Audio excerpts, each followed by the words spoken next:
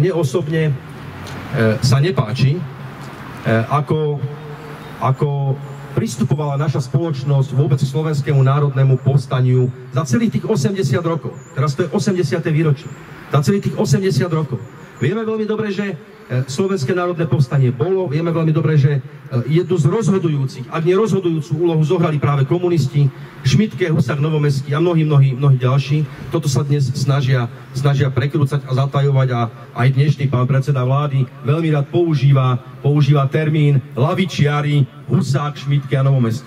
No treba povedať, že to boli komunisti a nie lavičia. To je jeden rozmer, ktorý chcem povedať, ale zároveň to, z čoho mi je smutno, je to, ako sa dnes aj dnešné politické elity zakrývajú za odkaz Slovenského národného povstania.